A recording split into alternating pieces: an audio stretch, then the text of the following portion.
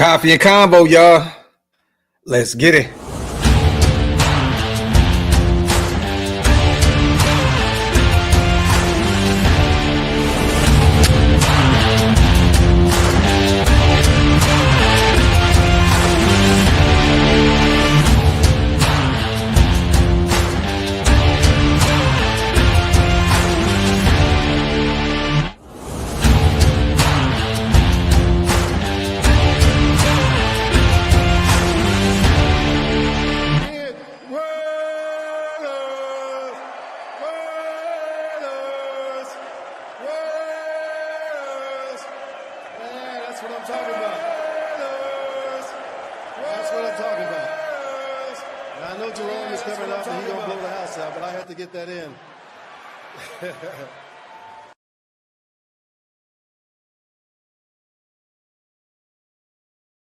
Yo, salute to everybody already in the building, man. Y'all know what time it is. It's a special one right here. Welcome to the latest installment of the Coffee and Convo show. And I got my brother, Hammer's house in the building. Hammer, what's good, bro? Acknowledge me. Good. Y'all know it's good. Salute to the greatest chat in YouTube history. As always, make sure you guys wipe them feet, break them thumbs, hit that subscribe button. Doesn't matter what channel you're watching on. We just appreciate every single one of you guys for being here. We haven't done this in a while, man. In the chat, everybody let me know, where are you guys watching from? What city? What state? Are you in traffic? Are you at work?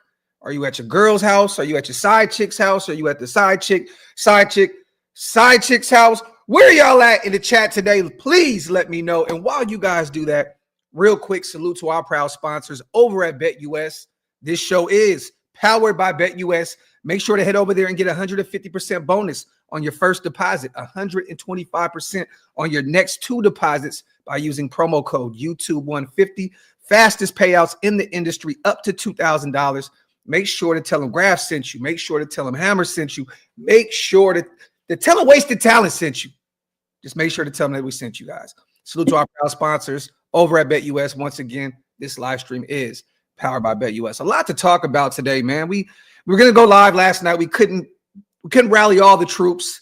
You know, some of us had things going on and some of us didn't, you know, so we'll run that Shield More show back very, very soon. Big Mike was out there doing boss moves, man. He was, you know, at the Laker game, sitting sideline and, you know, doing some other shit, man. But how you feeling right now, bro? Hey, we're back from a bye week. Yeah. It much needed break from this, to be quite honest. Like it's been rough. Like, look, the last two games we've done, you're looking at me like, bro, you good. Like let's just fucking get through these 3.5 hours because you know where this is going. But it's good to be back. Look, there were some changes that happened last week in terms of the firing of 3 offensive coaches for us. Scott Turner's taken over as the OC moving forward. Building as an advisor. Yeah. Curious to see what this game is going to look like this coming week, because we did see New Orleans last week fire head coach Dennis Allen after losing 7 straight. Yep. And the Saints, you know, this feels like it's something that always seems to happen. A new coach, their first game, 9 times out of 10 they win, and it was an upset special for them yesterday. So I'm intrigued to see what this week has ahead for us. And we kind of did win the bye week a little bit, right? According to Tankathon, the Raiders moved up 1 spot to number 5. For a minute there, we were at like number 2, number 3. And then, you know, some teams that we needed to lose, you know, or needed to win, you know, they didn't. But we moved up 1 spot. The only teams in front of them at one point yesterday were the Jags and the Giants. But then Tennessee lost to the Chargers. Cleveland ended up – they didn't play yesterday, right? No. Cleveland did not play, but either way, they're in front of us. So as the top 10 goes right now, you guys, the Jags are at number 1. They don't need a quarterback. The Giants are a tricky team, Hammer, and you know better than me because you're up there in the tri-state area. They're tied to Daniel Jones because of that massive contract. And I got to be real, man, watching them play is more depressing than watching our Raiders play, to be totally frank with you, man. But they have a lot more problems than just the quarterback position. They have some O-line issues. I mean, there's issues all across the board out there, some coaching, you know what I mean? But they're right there at 2. They're the sneaky team because I'm a little worried. You know, I believe that Dion and company want Shedeur to be a Raider, But that area, it's one of the biggest media outlets in the world.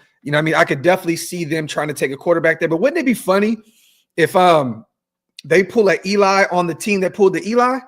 That would be dope. Like, realistically, like, at least for Shedeur's sake, like, the New York sports media will love you when you're doing good, but they hate you 10 times worse when you're playing like shit. Shout out to Devontae Adams, by the way. Oh, yeah. Boy.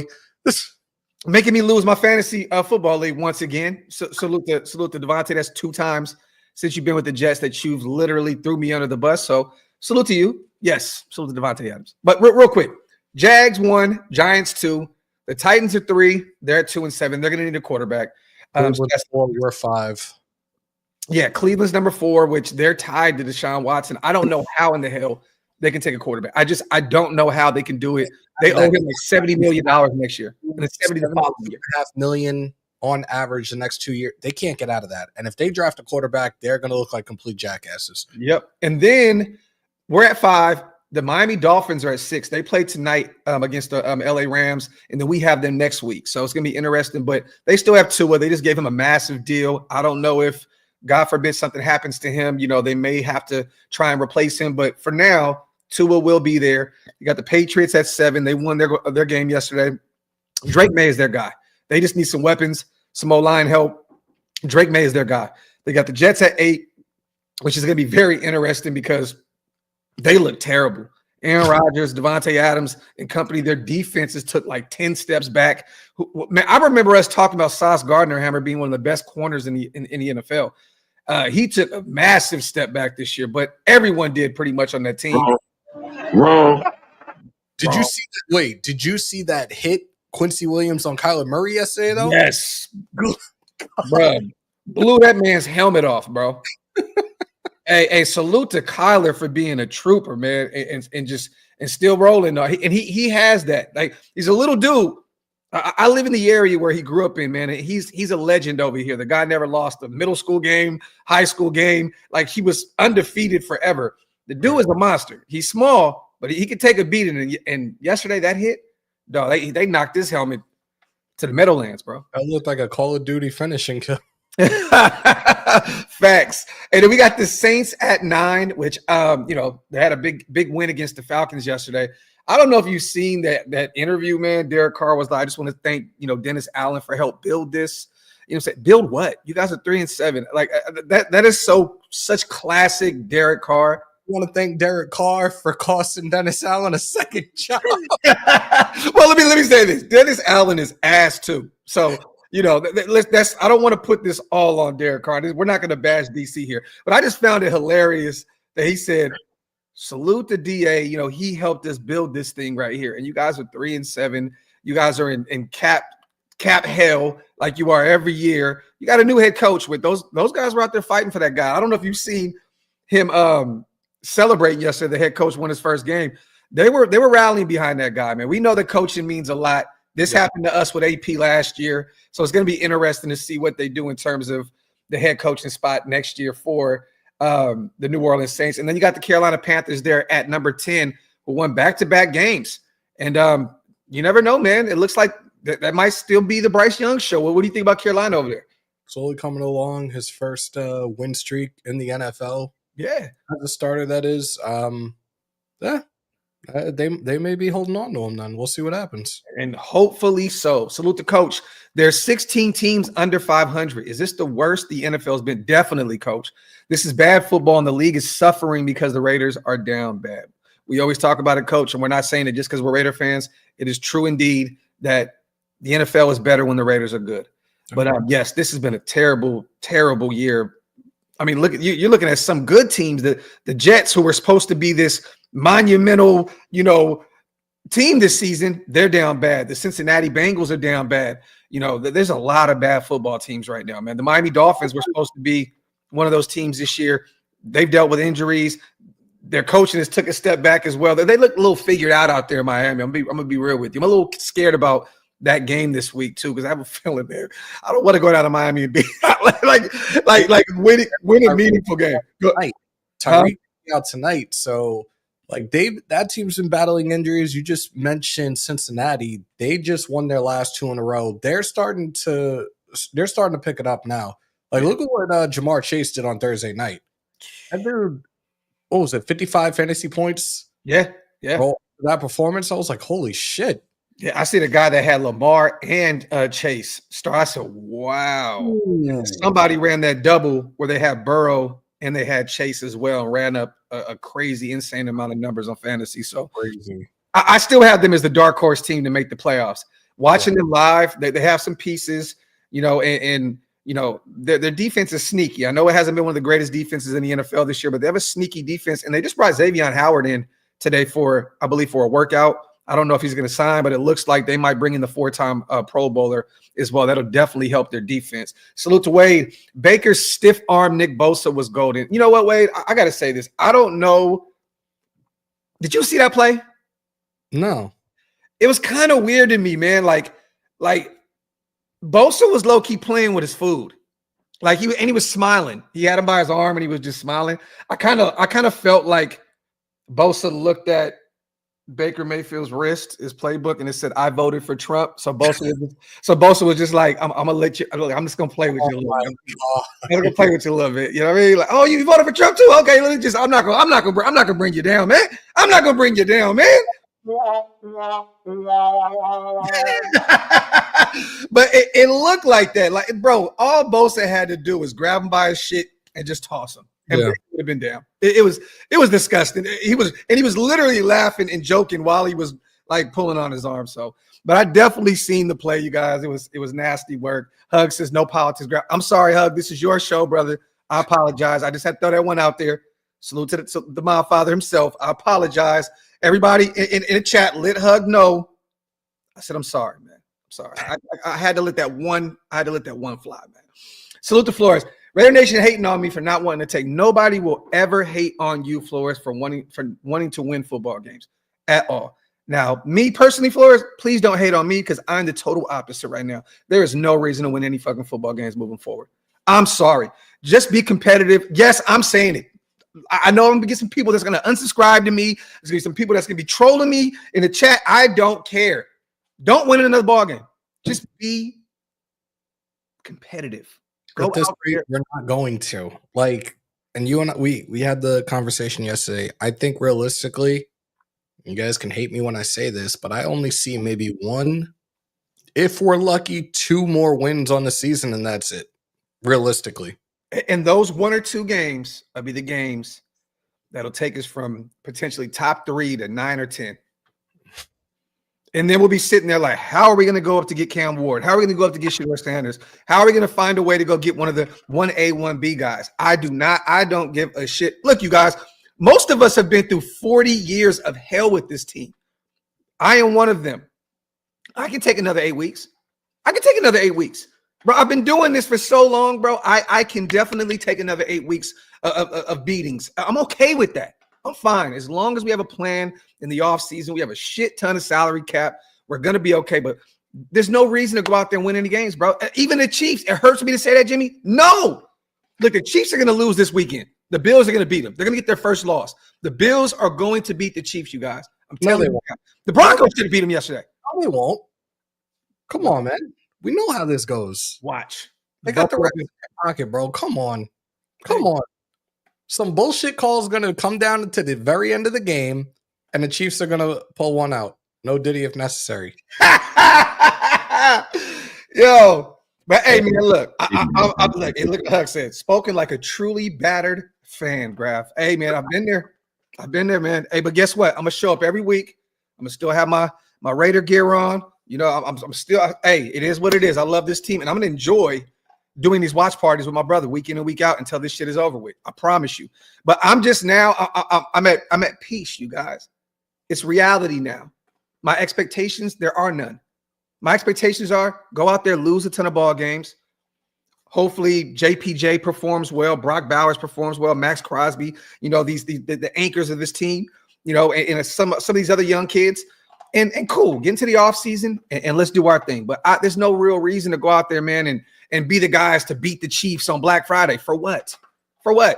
So we can, literally watch another 2 or 3 teams in front of us that need a quarterback jump in front of us. And for you guys that want Cam Ward, and mind you, I'm okay with a Cam Ward. If it's not Shedeur, Cam Ward. There's going to be teams that are going to hop us to get Cam Ward because I think that Shedeur is going to be that one that Dion and them are going to make. They're going to make it happen. I don't know if you've seen the tweet yesterday as well. Somehow, some way, we still lost. And, and Shedeur tweeted out, thank you, God. Thank you, God. He's been doing this all season when we lose. And somehow we lost yesterday. Well, I think he kind of put the thank you, God out there because he watched us rise in the tankathon. Right. So for those who didn't see that, go follow Shedeur Sanders. He definitely week in and week out finds a way to play into the Raiders' hands on social media and get some of us hyped up. I am on the Shedeur train. I don't know if you guys are, but I watched this kid play Texas Tech this weekend. I watched every single snap. That kid has those guys 7-2 right now, 5-1 in their conference. He was 30 for 43, had to throw the ball a lot, but almost 300 yards, passed an average 6.8 a clip, 3 touchdowns at a QBR of 78.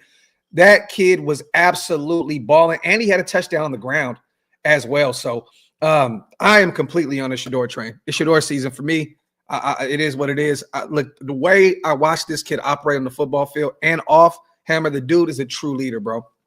True leader. This is somebody that we need in this locker room. We don't need a Gardner Minshew where we're all laughing because he likes to get high. We don't need that. We don't need a quarterback that we laugh about him because he gets a lot of ass, Jimmy G. We don't need these kind of quarterbacks, man. It's like these quarterbacks that we've had to find things to like about them. We've had to find things to like about them. Hey, DC's a God-fearing man. I'm a God-fearing man too. You know what? DC. You know what I mean? There's a lot to like about Shedeur Sanders. A lot. And I'm here for it. This isn't going to be a one-trick pony, watching Jimmy G go get a bunch of ass in the desert. Gardner Minshew, going down to downtown, Las Vegas and buying his weed. This is not going to be that type of situation. Leader on and off the field, man. On and off the field. Salute to the Raider. Waiting for players to develop is one thing, but waiting for your head coach to develop is crazy as fuck. Head coach is supposed to be the most developed motherfucker on the squad. Fuck out of here. I agree, the Raider, and we're going to talk about that here very, very shortly. Salute to Silver and Facts. Rock out with your mock out, baby. Let's go, Silver and Facts. I love it. Salute to Jose. Keep it real. Is our season over? Yes. Yes. Yo, that is the one. That is the one moving forward. Rock out with your mock out. All the great ones come from the Shieldmore chats. I promise you. Mock out with your mock out season. And Jose, yes, we got a shirt. Yeah, we got to get a shirt. Facts. Silver and Facts is a GOAT for that one. Salute to my brother, Jason Hunter, which I hope I see you this weekend, man, Thursday, at Senior Ozzy's, Frisco, Texas, 5 p.m. to 8 p.m. If you guys can pull up Frisco, Texas, I think my brother Demon Hunter will be there as well. Woodson Whiskey event. I am hosting it. Make sure if you guys in the Dallas area, pull up. We're going to have some fun. We may have a couple special guests as well. Whiskey tasting, prize giveaways, the best Mexican food that you can find in the area. Pull up Senior Ozzy's, Frisco, Texas. Jay, choo-choo, Shedeur, and Hey Hammer. Salute. I want to pause that for some reason. Hey, no Diddy, man. No Diddy. Jay, love you. I gotta pause that one. Just anytime you say a choo-choo and you put a man's name right behind it. Yeah, yo. Salute to my brother Jason, man, in the building. Salute to Casey. It's too early. If y'all can't tell, I just woke up. I'm all over the place. So yeah.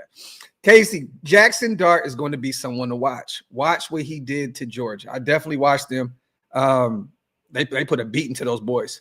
Georgia Bulldog. I've been told you guys that Carson Beck is not the one at all. But yeah, Jackson Dart is another interesting name. I still have him. Casey is a second round guy, potentially fall into early third. I think realistically he'll be a late second round pick. I could be wrong, but this is a guy that a lot of people are high on. And even Max and them dedicated a segment to him, the Ole Miss quarterback on their podcast. They talked about him. He's definitely kind of flying under the radar right now. And we'll talk about him a lot more during the mock what is it, bro? What is it? It's rock out with your mock out season, We'll talk about him more, but I'm gonna be real, y'all. I'm already invested in one quarterback, and I have a second option right there next to him. I'm not the quarterback. I'm not playing these games this year where it's like, I hope a Jackson Dart works out. I hope we can go get a Carson Beck and it works out. I hope, the Jalen Milrose. No, this year I have one quarterback and one B quarterback that I'm looking at that I'll be happy with. But it's Shedeur season, baby. But Casey, you're right. Jackson Dart definitely is a stud.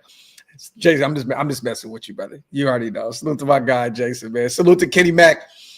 Did you watch the Texans Lions game? I'd be satisfied if either OC becomes our next head coach. What do y'all think? So Bobby Slowick and Ben Johnson. I thought the Detroit Lions were cooked yesterday. They score 19 unanswered points. I went back and forth. Like I was watching that and a couple other things. I was stunned with that game. Yeah. And I asked you early in the day yesterday in terms of the quarterbacks because I have both of them on my fantasy team. I ended up going with Stroud. Didn't do bad. Thank God, because you would have 5 picks on the other side. I ended up cooking. I think the finals, I was up after Thursday night, like 96 to -1 or some shit. So I was like, I didn't need that much work to finish the weekend. I love what they put together defensively out there in Houston. They're still trying to work it out. A bunch of injuries. Nico Collins, Stephon Diggs out for the year. Some O-line stuff. They're but I don't know, man. I have this nagging suspicion that Bobby Slowick is being figured out. I don't know why. I know it's still early, but I have a reason. I have this feeling that he's getting figured out. It's kind of like the situation down there in New Orleans offensively, where it's like we were all like, oh man, this guy could be one of those guys, and then he kind of slowly but surely got figured out. And I know they have their share of injuries down there in New Orleans as well. But Ben Johnson or bust for me, Kenny. But we're going to talk about some other options here as well. But I don't know, man. I still believe that if he leaves Detroit, which he may stay out there, they may just make him the richest play caller in the world. But I have a feeling that he may go down there and fix what Matt Eberflus just completely destroyed in Chicago, because Caleb Williams looks like he's a broken man in year one. In his year. Yeah, it's absolutely sad that they haven't. I don't think they've scored a touchdown in the last few weeks. Like I like with that kind of offense. DJ Moore is sitting on my active roster, my fantasy football, just killing me week in and week out. It's nasty work. Salute to that. All we need is 4 more JPJs, same weight and strength across the O-line with 6'7" or taller at the tackles, and Shedeur will be set with the run game. Salute to my guy S. Dot. Oh, and real quick, salute to you, S. Dot. Congratulations to JPJ. He's getting married to, I believe, his high school sweetheart. He's been with her for a long time. He was celebrating it on social media. His mom and pops, they were sharing all across Twitter. Just want to put, man, salute to the Jackson family. That's big, man. Salute to you. Welcome to the married world of Graphic and Hammer. It's a beautiful one. JPJ, you already know what it is, man. Congratulations. And salute to S out on the $5. KC Madison ain't it. We need a running back. Do we draft one? Yes, you definitely draft one. You definitely draft. We have to get a running back. And to be real with you, Hammer, I think we got to get one pretty early in this draft. This isn't a situation where Tom Telesco can pull a UDFA out of his ass, an Austin Eckler type move. No, this isn't a situation where around with mock drafts in terms of trying to find a way to potentially move up again into the first round. Like, let's get our quarterback, and then either we go the route one of two ways. Either we go left tackle or we go running back. Preferably, I would probably say take the left tackle first. I don't see Miller being that piece anymore moving forward with us. And if I'm, like I said, messing around with this thing, trading like 2026 1, 2027 2, and put ourselves back in the middle, I'm thinking maybe Tampa, trying to make a trade with them and try to get one of those pieces, whether it being a left tackle or a running back for us moving forward. I can tell you there's one team that we have to worry about with Genty, and I think he's going to be a top 10 guy now because they need it. It's just the Dallas Cowboys. But if they continue to lose and they continue to go up the tankathon, Travis Hunter is the guy they want. So the Dallas Cowboys are an interesting team to keep an eye on. Dion played out here. His son grew up here. He would definitely be okay with Travis Hunter going to the Dallas Cowboys. They're 3-6 now, I believe, and they continue to lose in terrible fashion. Dak's out for the season. They were down to the third-string quarterback in Trey Lance yesterday. Keep an eye on them. They want Travis Hunter, but if Genty falls into their laps, they'll take Genty. He'll be the first guy off the board because he's probably going to win the Heisman this year. He is balling out there in Boise State. It's just constantly over 150 yards rushing. They definitely give this man his carries too, 30 carries a game type shit. So, but that would be crazy if we could pop back up into the first round and potentially get a quarterback and Genty in a perfect world. But it's not going to happen. You would have to have 2 top 10 picks there. There's some other running backs though. There are some other running backs, and we're going to go over a list of those as it gets closer to the draft, you guys, or once the season is officially over. We'll kind of go over some guys, but there are some guys. Ali, Oklahoma State. There's a ton of options out there that we can talk about. But Casey, you're right. And to be honest, Alexander Madison should have never been thrusted into the starting lineup anyway. He's a career backup. He's a career running back too. So, I didn't expect him to come in and he's already had 3-4 touchdowns, Hammer? Shit, yeah. He's done more for us than I even imagined he would have did for us at this point. So, but you're right. Madison's definitely not the one. Salute to you. Salute to Max also. We all know quarterback in the first. Who do you want in the second round? So, Hammer was kind of playing with the idea of bringing in a left tackle. Me personally, we didn't move Colton Miller at the trade deadline. So I'm going to allow him a complete offseason to get healthy, get right, get stronger, hit the gym. And I'm not going to draft a left tackle. I'll tell you right now, Mumford, the way he looked against Cincinnati. Oh, God. Yeah, I'm a little worried about him. He may have to return to just being like a Swiss Army knife that you just kind of move up and down as a chess piece up across that O-line, but he'll probably end up being a guard at this point. You know what I'm saying? I don't – and silent, Genty is projected to be at the bottom of the first. That is cap. That's what right now he's ranked ninth. And I've talked about this in terms of the depreciated value of the running backs over the last few years, where I was like, you'll probably see Genty go late in the first. It's not going to happen with this kid. It's not. Yep. And there you go, Paper Chase. Thank you for putting those names in because there are a few guys on that list. Amarion Hampton is a baller. And Caleb Johnson out of Iowa, I think he already has like 1,300 rushing yards this year. Dude is an absolute stud.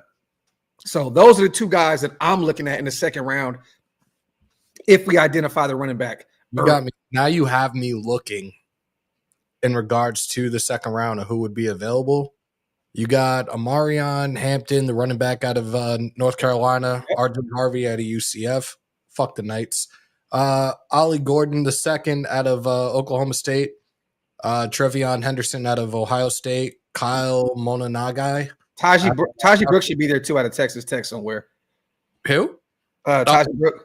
Yeah, but his rank right now, that's a dude that they're looking like 5th, 6th round. Peyton, I like Devin Neal too out of Kansas. He said in the 3rd or 4th, he'll be available. But I'm telling y'all now, Amarion, or you go the kid out of Iowa. I'm telling you now, I like both those guys. Brooks, I don't know if he's going to be that dude out of Texas Tech. I like Henderson out of Ohio State, but I don't know if he's going to be that dude at the next level. There's a few guys, but Caleb, to me, out of Iowa can definitely be one of the ones, and Amarion Hampton out of North Carolina can definitely be that number 1 guy at the next level. Salute, Hug. My apologies, brother. The chat is flying today. Salute to everybody here in the building, man. Wipe them feet, y'all. Break them thumbs. Hit that subscribe button if you're not subscribed. Yeah, okay. We went over that, Max. We talked about KCs. We talked about S-Dots. Kenny Max. Let me see. Salute to my brother Hug as well. Texas Tech is weird as hell. How do they throw tortillas and know it's and why did Hunter stuff a tortilla in his pants? Oh, shit. Hey, yo.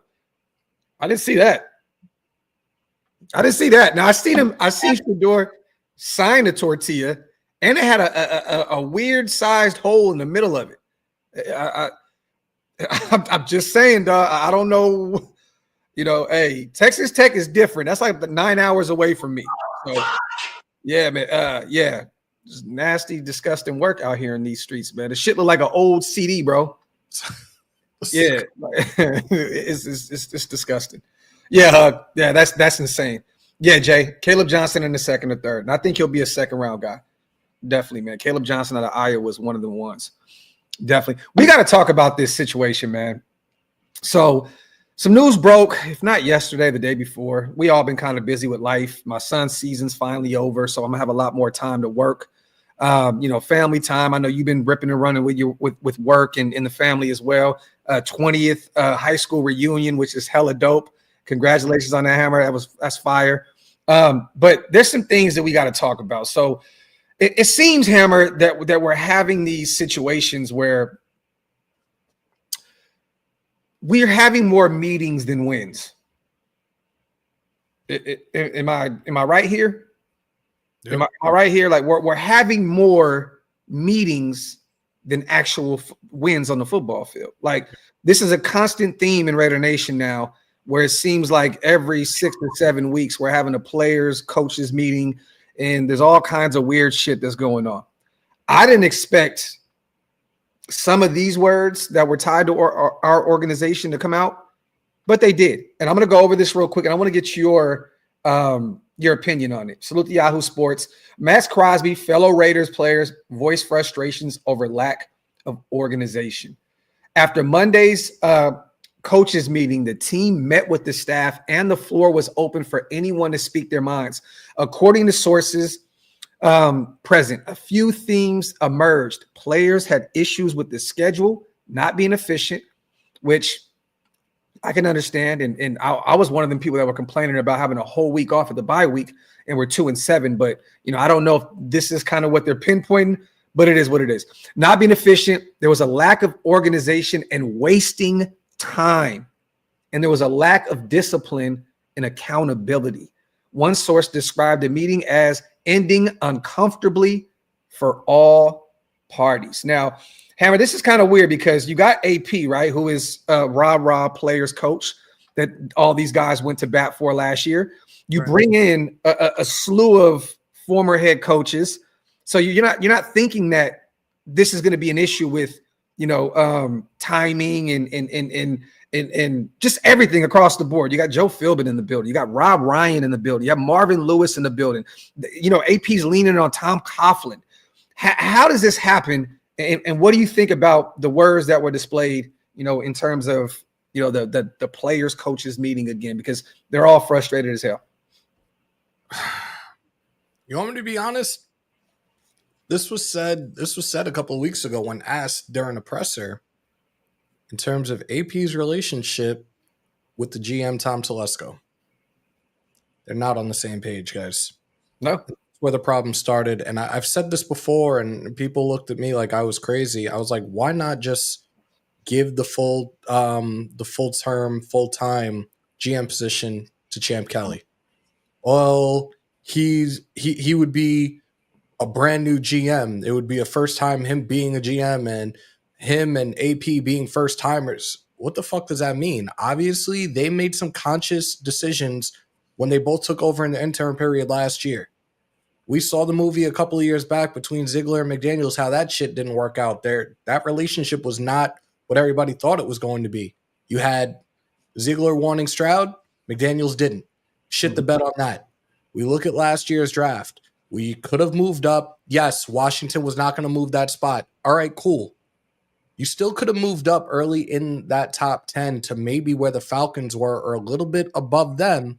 You could have took a quarterback in Michael Penix. The decisions that were made around the draft, it feels like JPJ was the only one that AP wanted. All the other picks seemed to be Telesco picks. You went and got another quarterback that is a backup quarterback. His fourth team, he is legitimately a backup quarterback in Gardner Minshew. That was not AP's decision. That was Telesco's decision. You let JJ go because you weren't going to move up. A lot of this stuff seems to be all going towards Telesco and his decision-making, where it feels like it's his way or no way at all. And I think that's what has caused a divide between AP in this locker room and between the locker room and the front office. Seems to be that problem right now. I have to 150% disagree with you. I don't think Tom Telesco has anything to do with this locker room at all. I think that he's up top, handling the calls, doing what he's supposed to do. I think this has nothing to do with Tom Telesco. Now, maybe there is some divide between him and AP. Year one, right? They're not familiar with each other. There's going to be a sense of, I want to do this, I want to do this. I'm not blaming any of this on Tom Telesco. Look, these guys are 2-7. They're 2-7. They're football players. They're going out there putting their bodies on the line week in and week out. You lose a shit ton of football games, guess what happens? You get frustrated. You start looking at you start pointing fingers. This coach, this player, business decision. I don't think it has anything to do with Tom Telesco. I think that he came in, he made the right draft, made the right move in the first 2-3 rounds, which I'm giving Tom Telesco all the credit in the world to go get Brock Bowers, the best player at that point in the draft. I'm fine with. Don't get no. I know you are. I know you are. I'm just saying. I don't know how anybody can blame this on Tom Telesco. How, bro? You have a ton of guys who have been head coaches in the building. They should be able to come around each other and say, "Look, Kingsbury walks from being our offensive coordinator.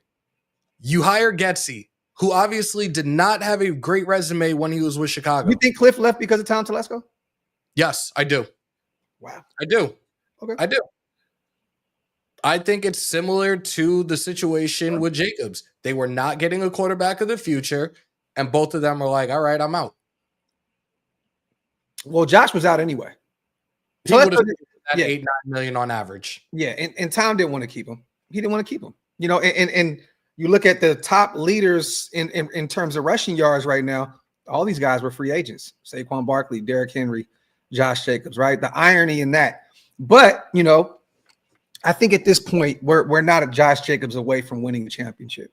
And I think Tom Telesco realized that. I don't want to pay my running back a shit ton of money who's had durability issues in the past and so on and so forth. We're not going to go the whole Josh Jacobs route. But that's interesting. What these other running backs took on their contracts in free agency. So what? He was willing to take less than what these other running backs got for their contract. Yeah. He wanted Jaden Daniels. He said, "Move up and get a quarterback." And Tom said, "I can't make that promise." Cool. And why should he? I understand you're an all-pro, former league and rusher. I can't tell my running back, "Oh, I got you. Stick around. I'm gonna go get your quarterback." That'd be organizational malpractice if you tell your running back so you're running the show. You'll stick around and take a pay cut if I move up to go get a quarterback. Clearly, like a lot of people in that, like the players, were not too happy with a lot of the moves that were made during the offseason. And clearly, look at the whole situation with Tay. You went and signed Gardner Minshew as your starting quarterback. You know he wasn't happy about that. Yeah, but this wasn't a signing him and making him the starter. This is saying, let's bring in a bridge guy. AP, you want Aiden O'Connell. Either way, it was going to be bad, Hammer. You made the decision to make Gardner Minshew the starter. Do you think it was AP or do you think it came from the higher-ups? What, to make him the starter? Yes. I think that they both shit the bed in camp. I think they both shit the bed in preseason, and they went with the guy that has been there and done that before. I think that Tom said Aiden has every chance in the world to go win this job. Every chance. And he didn't go do it. So they went with the guy that's been there and done that. Now, is it the right decision? Fuck no. We see now that Gardner Minshew is terrible. But they went with the guy that they could say, okay, well, look, at least we can hang our hats on the fact that the guy has been around the league. He's won some games. You know, former Pro Bowl guy. We'll allow him to be the guy until he's not the guy. The Pro Bowl these days ain't shit. Oh, well, I know that. I know. Whatever that ain't. No, shit. I know that. Yeah, I understand that. But I'm just stating, you know, when you look at his resume, Hammer, it still comes up as a Pro Bowl quarterback, right? So that's all I'm stating. And let's not act like Luke Getsy didn't have his hands in this situation. Who would you want to have call your O right now? Like you don't think Getsy had no hands in the pot with this? Like, here, go win with this guy. Get Kubiak. Why couldn't we have Kubiak in the fucking facility and start having conversations about him being the next offensive coordinator, as opposed to going with a guy like Luke Getsy? Hey, and to be real with you, I think that is the AP effect, man. I do, because guess what happened? AP, hey Devontae, who would you want to have come in as your offensive coordinator? Oh, my guy, Luke Getsy, who now I'm realizing Devontae is like in an episode of Friends. I'll be there for you. He has to go everywhere where his guys are. Doesn't matter. He has to go everywhere his guys are. Bring Luke Getsy to me. Bring Derek Carr to me. Now a report comes out that he wasn't even happy with Derek Carr after having an all-pro year in year one as a Raider. Insanity, right? Now he goes over there to Aaron Rodgers and he's shitting the bed. The DeLorean relive his glory days. Like, now you just reunited with your ex in New York, and how's that working out for you? Come on. Exactly, right? But let's not act like Devontae didn't have a hand in that pot, bringing in Luke Getsy. And guess what? Left his ass high and dry. Now they're both gone. And the thing with Getsy is it's like, in terms of the firing, why did you wait so long? You lost 5 straight, but you had 3 straight games where you scored on the first drive. All of a sudden, you're making adjustments for what? If that first drive is successful, keep doing what you're doing. Stop doing this extra shit. And that's where the turnovers happen. I would have fired that guy 2 weeks prior. Yeah. I would have given you your 3 shots and that's it. Hey, real quick, happy Veterans Day too. My apologies, you guys. We did not say that at the beginning of the show. To all our veterans, we have a ton of them in Raider Nation, man. This is y'all day. We appreciate you guys so much for help protect this country. Salute to all our veterans in the chat and all the ones that be watching the show later on. Salute to you guys. It's your day. I'm bowing down to y'all, man. Salute to all of our veterans out there. S-Dot, do you guys realize how big Philly's right guard is? Holy shit. S-Dot will live and die with the trenches, man. This is why I'm seriously for drafting all tackles, and the best run blockers will play guard, period. Simply just draft a 4.3 speed running back, not a hard decision. Salute to my guy S-Dot on donating $20, man. My brother S-Dot always coming over here, man, and helping us keep the lights on over here at Shedeur. Salute to my dog. But that's interesting, bro, because we talk so much, and I didn't know that you thought maybe, and mind you, you may be right. You may be right. It's funny because the more we talk to some of these guys behind the scenes, and we got a few people in the building that we hear everything. And I'm not talking about beat writers. I'm talking about guys that are actually in the building. And I never hear Tom Telesco's name come up, ever.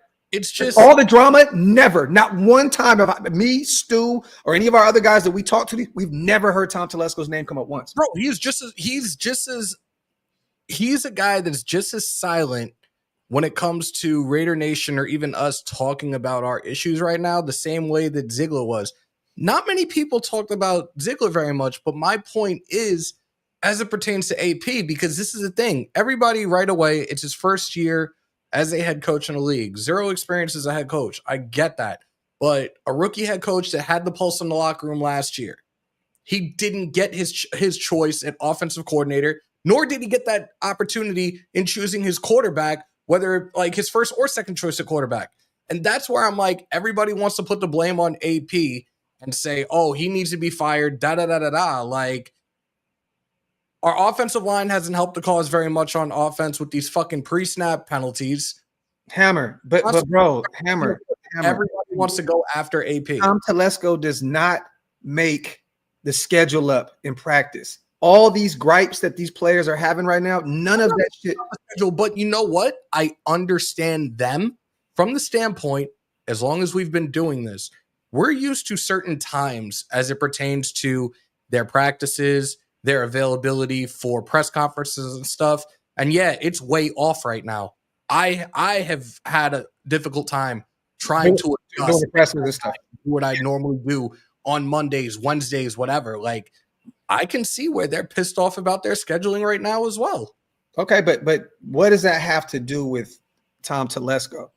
This is a guy that is building your roster. He's drafting. He's in charge of the salary cap ramifications, going to get you free agents. He has nothing to do with scheduling any of this shit. That's why, don't get me wrong, Tom's only been here for what now? 6 months, 7 months tops? Something like that. Around there. I could be wrong. Maybe this a little longer than that. Bro, this is Antonio Pierce, dog. He is responsible for this and bringing in all these other guys that are clearly not helping.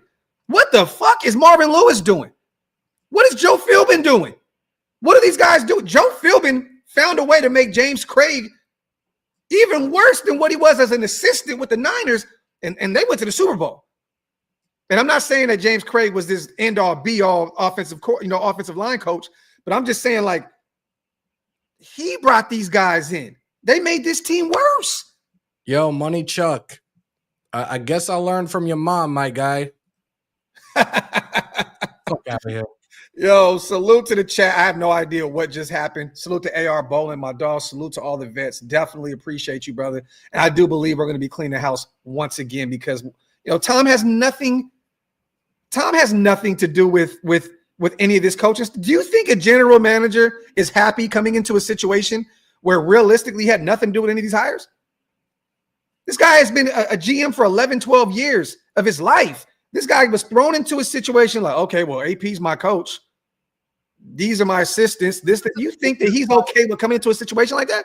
But this is exactly why I'm saying, why didn't you just give Champ Kelly the full-time GM position? Well, I mean, there's a lot of moving parts to that because I mean, look, I don't know. I like Champ, but maybe there's too many ties there. You know, hey, if Champ is there, you don't think that he's going to continue to go the AP route? I think that this is Mark Davis's way of saying, if it doesn't work, clean house. Tom Telesco, here's the keys. You've been there before. You've done it. You know what winning looks like. I'm not saying he's won a championship, you know, as a general manager at all. But this is experience there. You're bringing an experienced GM, Hammer, like a guy that has been there and done that. Play out right now because of the experience that he has. He's gonna straight up be like, I didn't bring this coach in. Yeah, he's gonna be gone. It is what it is. Yeah, I mean, I understand the thought process of not. And look at even Tom. He's probably working hand in hand with Champ Kelly. He's like, what the fuck is this guy doing here? like real talk. Essentially, he has a guy breathing down his neck that wants to be a general manager at the NFL level as well. So, I mean, Tom is in a situation where he's like, okay, I got a coaching staff that I wanted no parts of. I have another guy that is the other guy. There's just a lot of moving parts with Tom Telesco. Me personally, I'm supporting Tom Telesco. If that guy went out there, we have had a problem drafting early for so damn long. And he goes out there and he gets 3 starters in the first 3 rounds and potentially 1 in DCAM in the 4th. All I'm saying is I would rather go with the experienced approach than bringing a guy with Champ Kelly, who has never been a general manager before, by himself, the lone GM, a guy in Antonio Pierce, not a head coach, and a bunch of other guys. Thing. And you've had people that have said this before. I even got called out when I called in the ESPN radio about it in terms of the hiring of Antonio Pierce. Now, look, you had a vacant spot technically for the GM position. If you were going to bring a new face in, why would you even remotely hand the keys to AP if you were going with an experienced GM? Why wouldn't you have let that GM, and I guess we're talking about Telesco now because he's our new GM, why wouldn't you have just let him do his search for a head coach instead of just being like, oh, these guys want you, we're going to listen to them. And we're talking about it now, how this locker room is falling apart as a result of scheduling and things that AP has been doing. Why would you have offered that to him in the first place if you knew for a fact you were bringing in an experienced GM who could have brought in somebody with the experience as a head coach or an offensive coordinator that you knew would be the right fit as the next head coach for us this past offseason, as opposed to waiting another year, setting us back another year? I think they already knew. I mean, Hammer, this is the thing. You're on the outside looking in for a quarterback in the draft. You're already at 13. All the greats are going to be gone at that point. You're trying to find a way to move up, but also finding a way to not move all your draft picks so you can't build this team the way you need to build it, right? So Tom Telesco's at a standstill. He's sitting there like, I can move up and trade all my draft capital down the road, but essentially, is this going to be the year where we turn it around? No, it's not. So let me go get a Brock Bowers, the best tight end generational guy at his position at 13. Let me get JPJ, which fell into our laps in the second round, and then get a sneaky pickup in DJ Glaze. And then go into free agency and attack it. Go get Christian Wilkins. Look, man, I think that they already washed their hands of this year. And I think Tom Telesco was told, look, man, you're safe. You're safe. See what's wrong, see what's right in this building, and turn this thing around. I think that Mark gave him the keys, and I think that AP and all these guys probably know that, and they're feeling some type of way. They probably are, but that has nothing to do with scheduling. That has nothing to do with having these guys ready and prepared for the football field. What was the complaints again, you guys? It was schedule not being efficient. Nothing to do with Tom Telesco. Lack of organization in the locker room has nothing to do with Tom Telesco. Wasting time has nothing to do with Tom Telesco. Lack of discipline and accountability. That shit is not the skill set that Tom Telesco has. Easy is last year when AP took over, we had the fewest penalties and fewest penalty yards, right? What the fuck happened between last year and now? Where's the discipline all of a sudden? Why did that all of a sudden go out the window? You know what? Because you were riding a wave. Hammer, we know this, right? You're riding a high. Last year, you get rid of Josh McDaniels. That defense turns around immediately. Immediately. Once he's gone, defense just goes up a notch. And you know why? The handcuffs were taken off Patrick Graham. They were taken off of him. And he got to go out there and coach the game the way he wanted to coach the game. They were riding that wave for AP. We want this guy to be the guy. He's our friend, rah-rah guy. We want him. They fought for him. Now that fighting shit is over with. You go in week 1, you lose to the Chargers against Jim Harbaugh and company. You somehow, some way pull out a win against Baltimore. But there's a sense in the building, we're not going to win with this team. We're not, even with Christian Wilkins out there, Marcus Sepps. We'll never know with Malcolm Kuntz, right? Because he never played a snap. But yep. I just think that the sense is we're not going to win with this unit here. Players, coaching, all that. And I think they feel that. Players aren't stupid. They played this game long enough to know what winning looks like. Most of these guys won at the collegiate level. Most of them won at the high school level and so on and so forth. They know what winning looks like. This is not what winning looks like, man. And once again, I'm all for Tom Telesco getting a mulligan year 1. Just like if AP would have lost out last year, I can't be mad. Like, bro, what is he supposed to do? What did he go 5-4 last year? 5-4. 5-4, right? Went over 500 with the same team that Josh McDaniels cannot coach at all. I would have gave AP a mulligan. Like, hey, man, you know what? Give him an off season to build this thing and figure it out. Tom came in a shitty situation where, once again, Gruden didn't draft well, set our team back. Josh McDaniels comes in. Outside of a few picks, he didn't draft well, sets this team back. The culture is completely dead because of Josh McDaniels and so on and so forth. There's so much that we need to clean up here. There's so much more outside of just roster building in this, and that. There's so much shit. The culture was destroyed by Josh McDaniels. This team was destroyed by John Gruden, drafting wise and over passing up on Tom Brady and Aaron Rodgers for Derek Carr. There's just so many moving parts that set this team back. That's why I'm like, hey, man, we finally have an experienced GM. We don't have John Gruden and Mayock running the show as general managers. We don't have a Ziegler who finally got his first chance at becoming a GM and running the show. We have an experienced guy who has been there and done that. Had some bad years, had some really good years. Come on. But this is a guy who has more experience team building than anybody else in this building. We've had some head coaches in Marvin Lewis who essentially never won shit. Yeah, he's been to some playoffs in Cincinnati, big ups, and I would never shit on that man. 15-year head coach in Cincinnati. He's had some success, but he's never won it. He's never won it. Joe Philbin as a head coach, disgusting. Yep. Disgusting. So I'm just saying, man, I'm looking at the key words here: organization. Like not being efficient scheduling wise, lack of discipline, accountability. Look at that word right there, Hammer. Who have we complained about that has not for a while? There wasn't holding themselves accountable. It was fucking Antonio Pierce. Wasn't blaming Luke Getsy for shit, and then you just magically fucking fire him 2 weeks later. Was throwing the players under the bus and then finally decides to fire Getsy.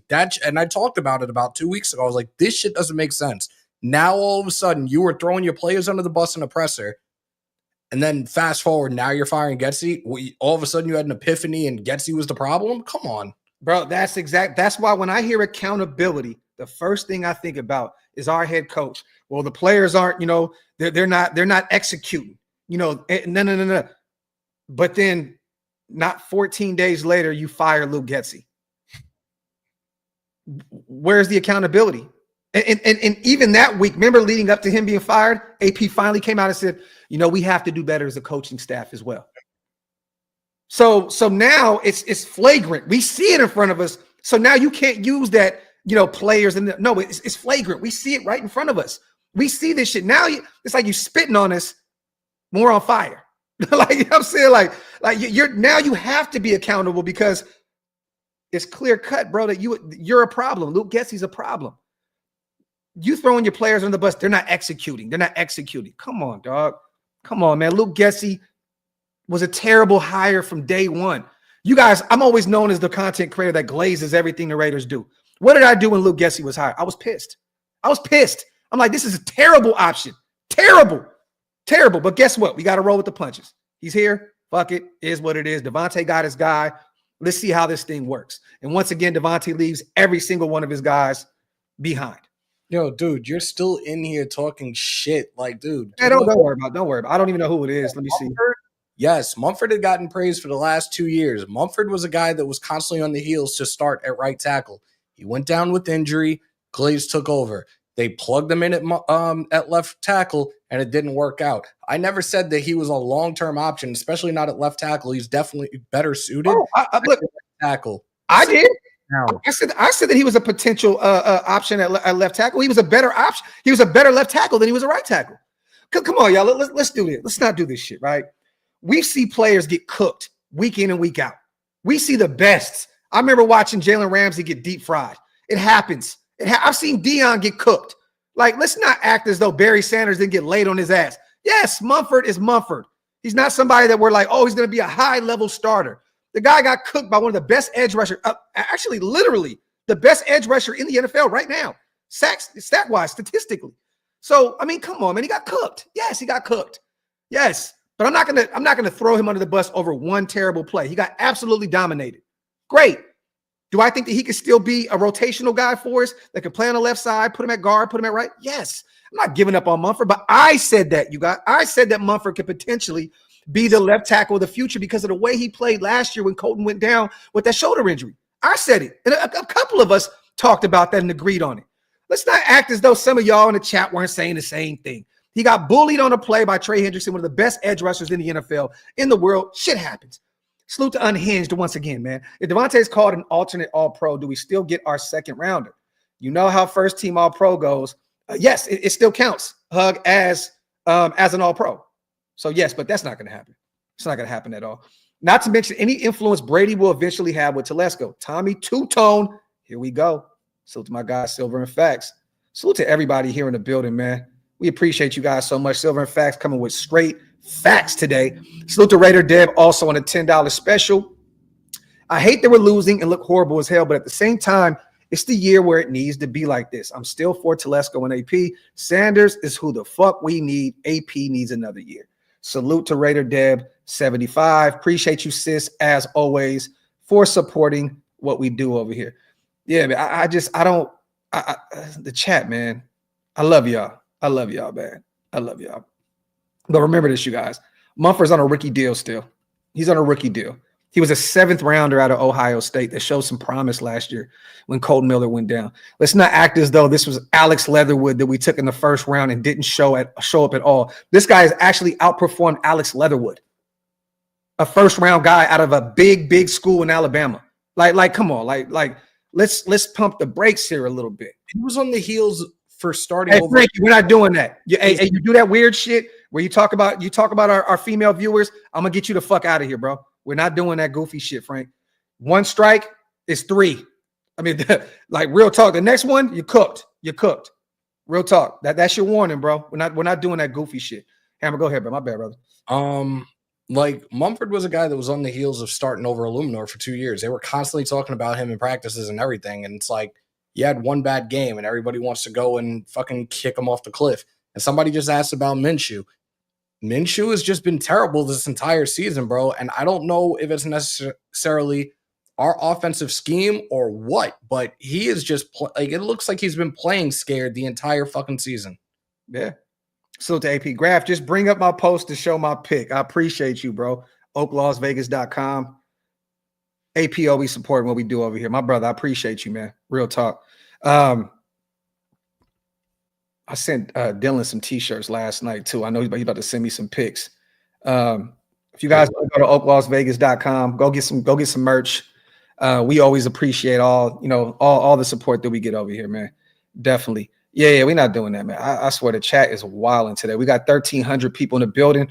Wipe them feet, y'all. Break them thumbs. Hit that subscribe button if you guys are not subscribed yet. As always, real quick, let's pay some bills. Salute to our proud sponsors over at BetUS. This live stream is powered by BetUS. Make sure to head over there, get 150% bonus on your first deposit, 125% bonus on your next 2 deposits, all by using promo code YouTube150 up to $2,000. fastest payouts in the industry. Make sure to go over there. Tell them Shieldmore sent you. Grab, hammer, waste it.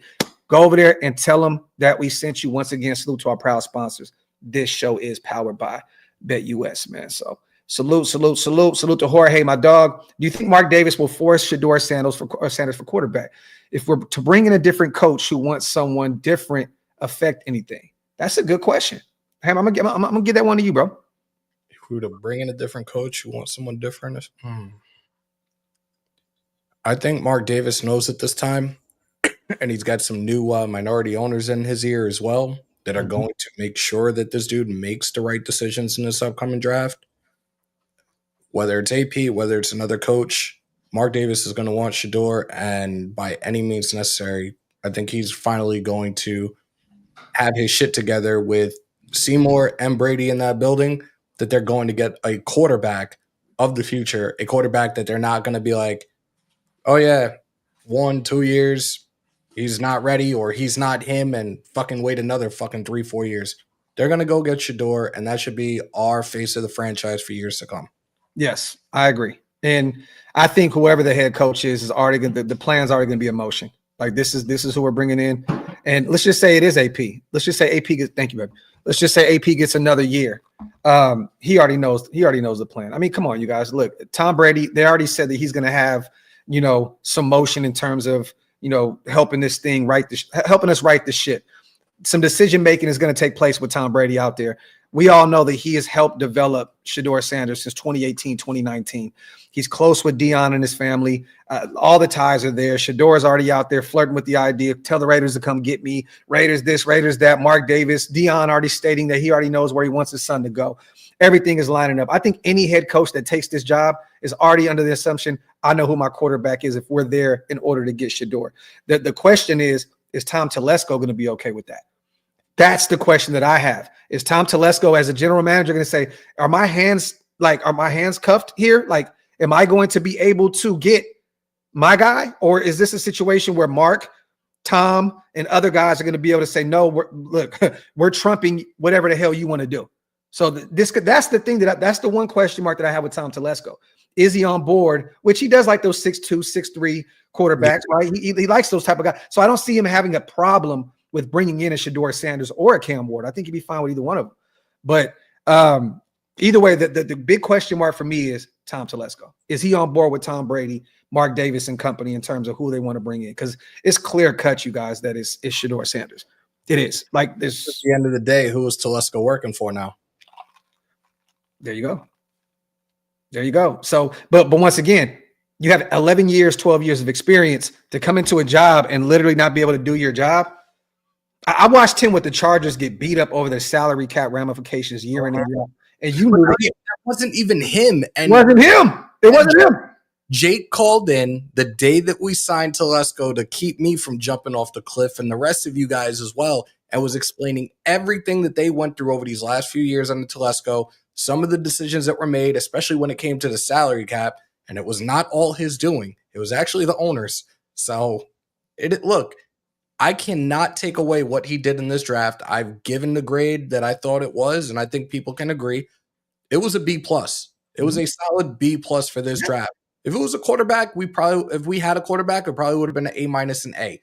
But he did a phenomenal job with this draft, getting the right players that we needed, the best players available, and I cannot take that away from him at all. It's what happened earlier in the offseason in terms of Getsy, Kingsbury walking out, and Minshew being our quarterback are the things that frustrated me.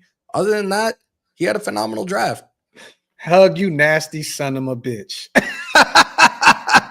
Salute to our brother Hug in the building, as always. Torque, I understand why you're saying that, right? He's 6'4", 6'5". He does fit that stature. What is Justin Herbert, 6'6"? He's somewhere like that, 6'5", 6. Is he somewhere around there? But he's a big body quarterback. So I know why you mean. He has all the arm strength, Drew Allar. But this is a guy that may not be ready to come out in this draft yet. And he may stick around. I just think there's some development in terms of Drew Allar, getting him up to speed with the game. There's a lot of moving parts with Drew Allar. I love his game. Salute to Wasted. He's the one that put me up on him early. I started watching a lot of his tape. Phenomenal player. I just think that he may not be ready now. Shedeur is ready now. Cam to me is floating towards being ready now.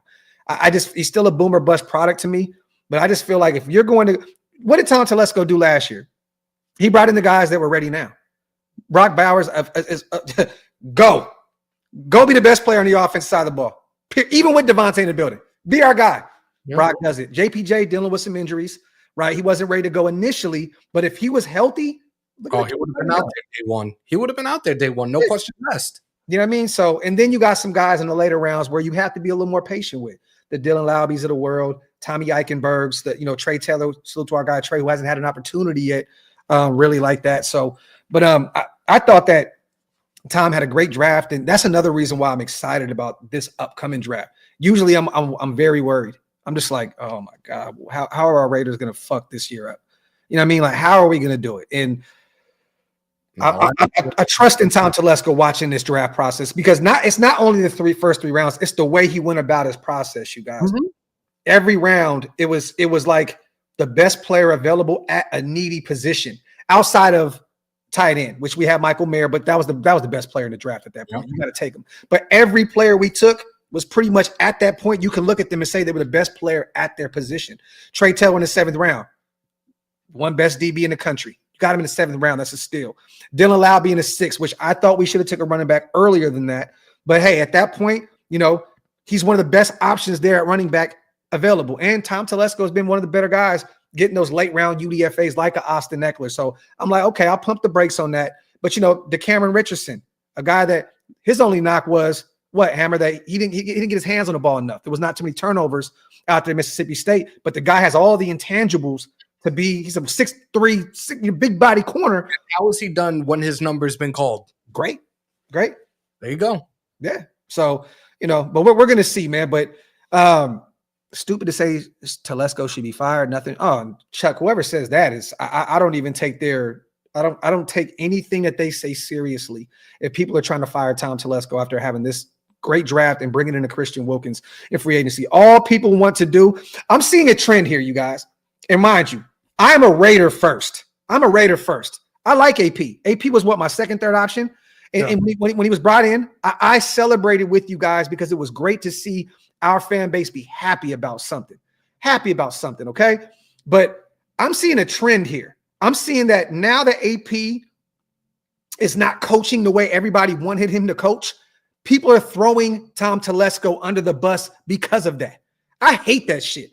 Like, if you want to say Tom Telesco's not doing his job, cool. But throw some of that shade at AP as well. We're not going to do that. You can't make Tom Telesco the scapegoat for AP's deficiencies as a head coach.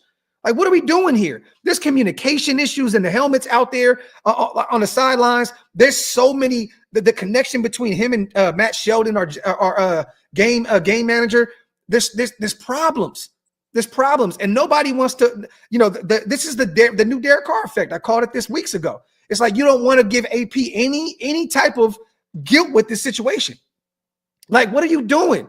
It's none of this is AP's fault. Now I got a question for you because you guys have been throwing around two names recently in terms of the next head coach, Ben Johnson, and was it Schlowick?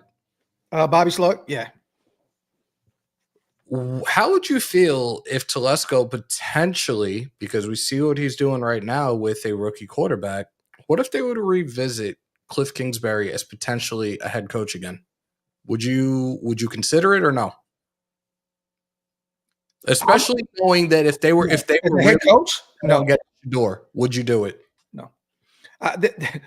This may be crazy, and this may be a hot take. And I know a lot of people are going to disagree with me. I think the Commanders are averaging somewhere around 28, 29 points a game. They're one of the top offenses in the league here. A lot of that lies heavily on Jaden Daniels. A lot of that, Dan Quinn, former Super Bowl head coach, one of the great defensive minds in the NFL. There's so many moving parts in why Cliff Kingsbury. This is why Cliff Kingsbury was a genius leaving Las Vegas, because of that non-third year. He knew what he was doing. He bought himself more time. He went into a terrific situation in DC where he had a top quarterback. They went out and got some weapons on the offensive side of the ball. He's been afforded all the luxuries out there to build that thing the right way. I don't want to have Cliff Kingsbury be a head coach. I was ecstatic about him being our OC. Head coach? No. Been there, done that, seen it. No, sir. I don't want to do that anymore because we've done this before. We've watched guys bring Josh McDaniels in, a guy that shit the bed in Denver, but it's like, okay, you know what? Maybe this is different this time. It wasn't. Yep. You know what I mean? No. And mind you, in recent history, you guys, there's guys who shit the bed early. I mean, look, Bill Belichick became the best head coach ever. It happens. I just don't trust in Cliff Kingsbury to be a head coach. Now, if he came over and said, look, I would like to take, which it won't happen, take the job as an OC moving forward, maybe somehow, some way, but no. Cliff Kingsbury, that train has left the tracks. It is over with. He will be a commander out there helping develop Jaden Daniels for years to come. But a lot of that success is coming from Dan Quinn, his coaching staff that he brought in, and Jaden Daniels. Like, real talk, that kid is out there working wonders right now. Salute to Anthony in the chat. I saw what you said. Sark, I think, just got an extension with Texas. He's not going anywhere anytime soon, man. Like, he's done a phenomenal job with that offense this season, especially a lot of the guys that transferred in replacement of like guys like Xavier Worthy. Like, look at who's the kid from Bama, the transfer from Isaiah Bond. Yo, that kid is a dog. But yeah, Sark ain't leaving anytime soon, bro. Rob, I agree with you. This team will be ready for Sanders, add a wide receiver and a running back. Salute to LA, Rob, our dog. The meathead of Mount Shillmore. Appreciate you, brother. Where do you take a wide receiver? Do you go get one in free agency? The Chris Godwins of the world, but he plays predominantly in the slot, and he's dealt with some injury. T. Higgins constantly talked about T, and I'm kind of on the verge now at this point. Like, hey, as long as there's no issues, he gets the money he wants and fucking plays up to that contract, I will take T. Higgins. Yeah, he has to show that he can stay healthy. Durability has been an issue for him, but we know what he brings to the table if he can stay healthy. So, but I would still take another receiver there in the mid-range. I would think receiver. I would probably look in the third or fourth round. Perfect. That's that sweet spot where there's going to be some guys coming off the board that can add some value to your wide receiver room. Salute to Jose. After seeing how the Lions offense came back last night, Ben Johnson is the number one target for me over Bobby Slowick. I've done a lot of research into what would best fit Johnson's staff. Weird, I know. That's not weird, bro. Jose, hey, man, you doing your job, King, as a Raider fan. The thing is this, man. It takes two to tango. And, we have to have a plan in motion. Jose, someone like Ben Johnson who has everything that he needs at his disposal right now. And mind you, last night the Lions would have beat the Texans even more if their quarterback didn't throw 5 picks. Like he had a terrible, terrible game. Still found a way to win. But it takes two to tango. I don't know. There's a few other teams out there. Like I said, maybe he can be the savior in Chicago. It'd be tough for him to leave Detroit and go to a division rival in Chicago, but the pieces are there. You got a running back, you got 3 phenomenal wide receivers and a Dunzy who can be one of those guys moving forward. You got Keenan Allen, you got DJ. I mean, they have a lot of weapons out there. I can see him going to Chicago. Let's just say Philly somehow, some way shits the bed here and moves on from their head coach. I can see him potentially taking that job. It takes two to tango, and we have a lot of. Let's just say this, you guys. We thought that we were a few pieces away this offseason. I think a lot of us were wrong. We need a little bit more than just this and that. We need this, that. And, I scream Ben Johnson all the time. Hey, go get Ben Johnson. Go get Ben Johnson. But that doesn't mean that he wants to be a Raider. It takes two to tango. I would love to bring him in. I think he'd be the best option. And, the one thing about him is you can keep a Graham or somebody around like that who's regressed this year as well with all those injuries and stuff. But he'll allow his defensive coordinator to do his side. Look, you defense, I'm offense. I just want to play call and do this and do that. You run that defense. I think he'd be a great option because we know what he's doing. You know what I mean? Like I don't think there's going to be any power struggles in the building. It's the offense is my side of things. The defense is your side of things. We'll meet in the middle in terms of everything else and what makes a team, so on and so forth. But speaking about the defense, somebody earlier in the chat said that they feel that the handcuffs have been put back on Patrick Graham. Do you think that that's the case, or do you think it's just the injuries that have caught up that they're not really showing? It's more than that. I mean, some of those looks that Graham throws out there, and I know you're going to agree with me on this, Hammer. It's a mind fuck. Mm-hmm. Like, what in that specific situation? That's what you did. You know what I mean? Like, I'm getting sick of giving up 1 million rushing yards week in and week out. I'm sick of watching Travis Kelce at 90 years old just continue to beat up the middle of the football field with no one in sight. Like, he's had some questionable games called this season. Let's not act as though Graham has been perfect. But when you have a Malcolm Kuntz out, you have a Christian Wilkins out, two guys that are heavy on the D-line. Max is nowhere near where he needs to be this year because he doesn't have a ton of help. You know what I'm saying? And he's playing hurt. And then, you lose your communicator on the back end of the defense with Marcus Epps. It's tough. But I don't know, man. You think if this does in fact happen and AP is gone, do you think that entire it's a complete clean of the coaching staff? Yeah. So Ben Johnson, head coach, and this is just me, potential guys. I'm not saying it's going to happen. What would you think of bringing in? Because this guy, I don't think is going to get a head coaching position ever again. I think he's definitely better suited as a D coordinator. I know where you're going. Salah. I would love it. Phenomenal defensive mind. Who would you potentially bring in as an offensive coordinator then?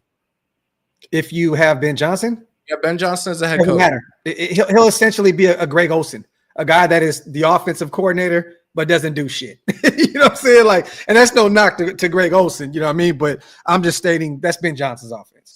Somebody just said both New York coaches. So are you saying I would love the ball? I put that out there yesterday on Twitter, and some people agreed. I said, look, don't be shocked if Mike Vrabel comes in as a head coach.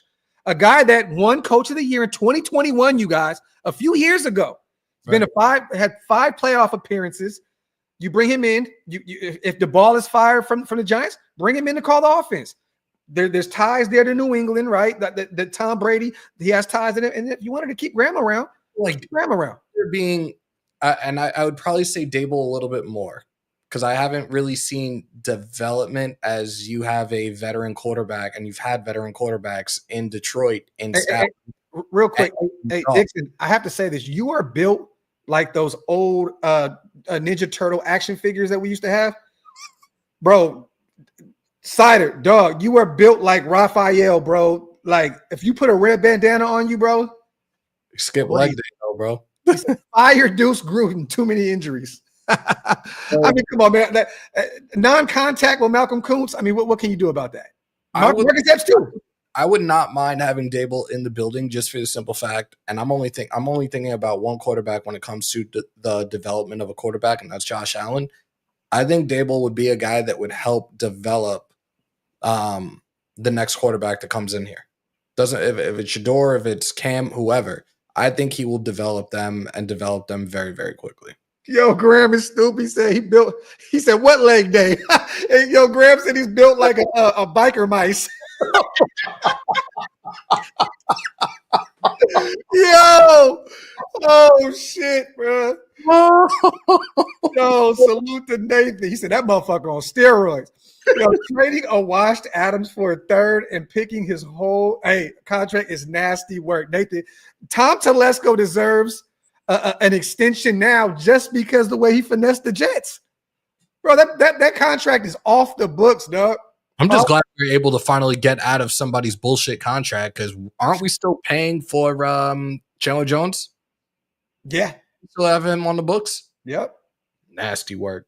We damn near got Henry Ruggs still on the books and shit. Golly. Yo. Dog. Bruh. It's like Cider's like a mannequin from the waist down and then an action figure from the waist up. This shit's hilarious. Salute to Kenny. Taj Brooks, running back, Texas Tech, is Josh Jacobs 2.0. Ooh, Kenny. I like Taj Brooks. I do.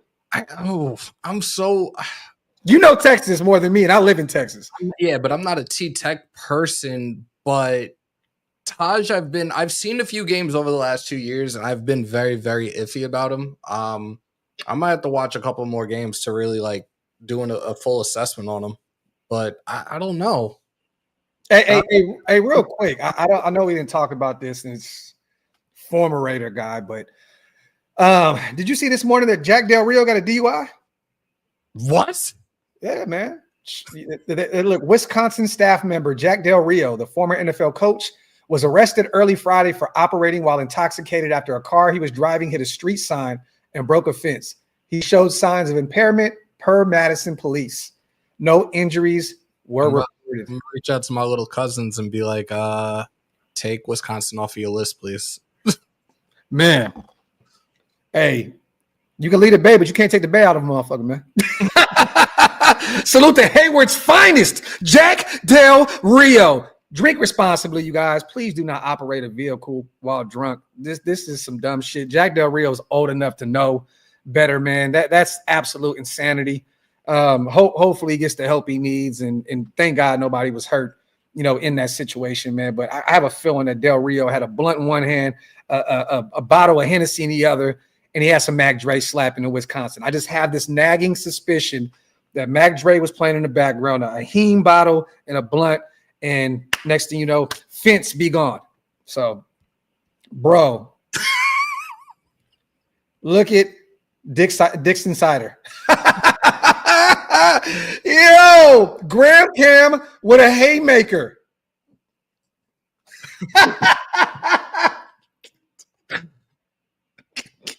Yo, Hug said, prayers for that street sign. Oh, shit. Salute to Jose. Josh Grizzard, the passing game coordinator from Tampa, could be an option to be OC under Johnson because of their time in Miami under Phil. Okay. Look at Jose bringing all the pieces together. Love it. And once again, a lot of people in the nation don't realize that there's a connection with Philbin and Ben Johnson as well. So, I wonder if Ben did come over, if he catch Joe Philbin. What the fuck you laughing about? What, bro? Like, I wonder if Ben did come over. I can't.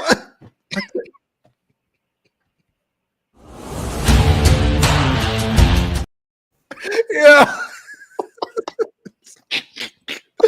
Yo, salute to Jose, man. Appreciate you. The setup was godly. Salute to the 1,200 plus people still rocking with us in the building. Wipe them feet, y'all. Break them thumbs. Hit that subscribe button on both channels if you are not subscribed. Can we get 13 more? We'll be at 9,500, y'all. Yeah, come on, man. Come on. Once again, y'all, for those who are just joining, we talked about the another team meeting with the coaching staff. We went over the whole tankathon and where we are in terms of that right now. We're number 5. If the draft started today, we'd be number 5. There's a few QB needy teams in front of us. A little worrisome, but there's still a lot of football to be played moving forward. Also, we're not leaving just yet, you guys. I do have a bunch of shows lined up already this week. Graf and Stu show live tomorrow. We're going to be breaking down a little bit of the Miami game. We're going to be talking about some building blocks that we have to build on, and we're going to go over some things there. We have a Graf and Wasted show as well. Me and Hammer have our duo watch party this Sunday. We will be covering the Raiders, Miami Dolphins. If you guys want somewhere to watch the game and hang out, make sure to join us over there. We're not done yet, and we're gonna rock out with our mock out. We're gonna rock out with our mock out, y'all. You know. Hey, anytime you see me and Hammer together, you know that mock is backstage waiting. Salute to Robert. Y'all here? Not like us, the new USA. Yeah, I seen that. I heard it was fake though, Rob. I heard it was fake. I heard that was a fake thing. Trump was like, "Yo, that song is fire, man. I love it," and pretty much fuck the Canadians. That's kind of what he said. But I think it was fake. Salute to Rob, the meathead of Mount Shillmore, my dog. All right, let's get it rolling, man. Rock out with our mocks out, baby. God help us. Can I get round one? Go. Shedeur, high stakes, Sanders, baby. You are a Raider.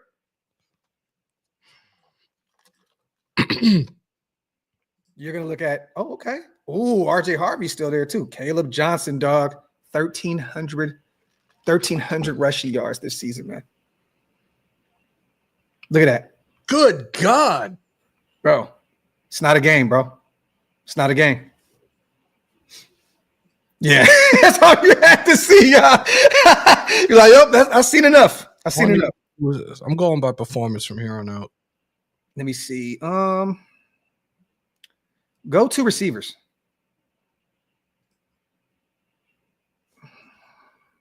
Damn, you know what? I may go Horton here. I know a lot of people may disagree. Go down it. Let's see if Harris is there still. Is Trey Harris down there? Trey Harris is there, but he may go another. I may just take Trey here. I may take Trey here. Even though, have you watched Torrey Horton out of Colorado State? He's a dog. But Trey Harris has that big body. He's like 6'3", 6'4". He may be taller than that. Take Trey Harris there. That's one of my favorite receivers in this year's draft. Damn. Where's the O-line help at? Yo, we're gonna get a third tight end.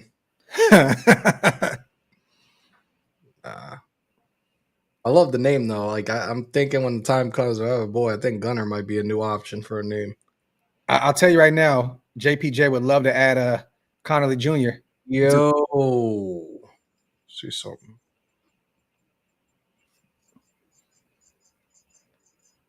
He's only giving up 1 sack. Yo, he's averaging like pretty much giving up half a sack, no Diddy in the last 3 years. Yeah. He's nice. Add another duck on that O-line. Belton's nice too, though. You're right. Belton is nice. Mikey, he's nasty. He's giving up a little bit more, though. Look at the team he plays for, NC State. That's true. Literally, Connolly plays for the best team in national. I'm gonna reunite him with JPJ. Do it. Let's do it. You got the last one. Oh, we're only doing 3 rounds? It's 5. Oh, 5. That's all they have. Damn, Ricky White is still there too out of UNLV. Bro, people be mad. I might double dip at wide receiver here. Go up a little bit.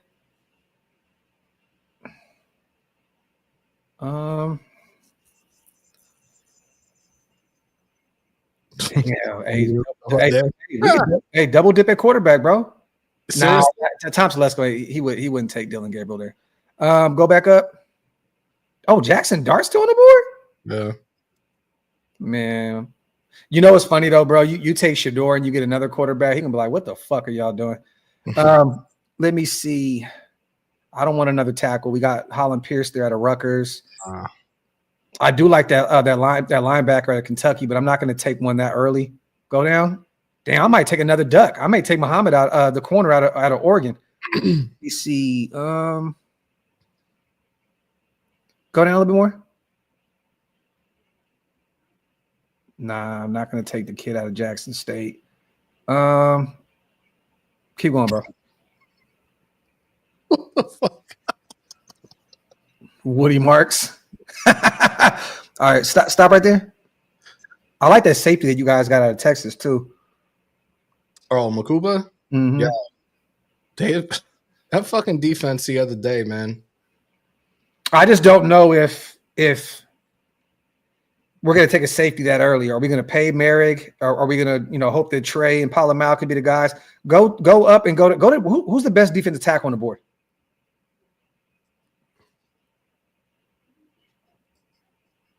Joey Slackman. Man, I like Stackhouse out of Georgia. Go to Slackman. See what he got. I watched him play, but I'm not. He's played in 5 games this year. Nope. It's not about what he did this year though, man. He put up 6 last year, 7 his rookie. His freshman year. Yeah. I may go to corner. Go to corner. You're also looking. I'm looking at how many games he's played.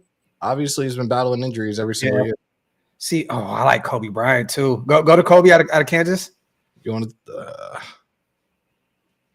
I might have to go Kobe here. Kobe. Yeah, give me Kobe.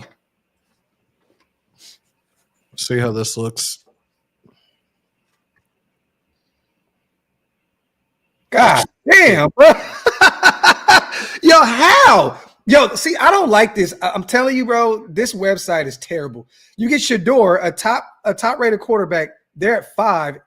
A C, he's gonna go before that. Caleb Johnson, you get an F? Trey Harris, an F? I mean, I know that they think we took Harris a little early, but on most websites, he's gone by then. Over Johnson. That is fucking crazy, man. Look, I would if our draft went this way, that way, I'm in love. Yeah, come on, Sider Payton. That's an A+. What are you talking about? That's crazy. And if you guys have not got an opportunity to go watch Kobe Bryant out of Kansas, go check him out. And Walt, you can't do shit.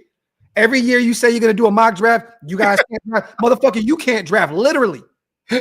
I'm still waiting for your 2021 mock draft, motherfucker. What are we talking about here? Walt, what are we doing here? What are we doing here? Walt? Yeah. Get the fuck out of here, man. Wipe them feet, y'all. Break them thumbs. Hit that subscribe button if you guys are not subscribed yet. Once again, man, salute to the greatest chat YouTube history for rocking with us. You don't do shit every year, Walt. You don't do nothing but complain in this chat year in and year out. You don't do shit, Walt. Get out my lawn, gang, Walt. Make sure you guys hit that subscribe button, break them thumbs, man. Hit that, do all that good stuff. And also, once again, man, salute to our proud sponsors over at BetUS. This live stream is powered by BetUS. Head over there, get 150% bonus on your first deposit, 125% off your next 2 deposits, all while using YouTube 150, promo code YouTube 150. Also, man, up to $2,000, fastest payouts in the industry. Make sure to head over there, man. Tell them we sent you. This live stream, once again, is powered by BetUS. Hammer, what you got to say, man? Nothing. I'm about to hit this bed and try to lay down. I'm really feeling like shit today. Well, I got to go pick up my sons from school. Salute to everybody, man, that pulled up on the show. We appreciate you guys so much. And we need to do more of these graph and hammers, man, hammer and graph shows. Got to do it, man. Let's run another one this week. Let's run another one before the watch party. Saturday, I'm around. Saturday. No more football for me, so that'll work. We'll run one Saturday, man. Salute, man. Thank you to everybody. We would hate to leave with still pretty much 1,200 people in the building, but we beat this whole shit to shit. Nothing else to talk about. Hammer gonna get some sleep. I'm gonna pick up my kids. Love y'all. Appreciate y'all. Wipe them feet on the way out. Break them thumbs on the way out. And also hit that subscribe button. Go ahead. And when I leave, come together like butt cheeks.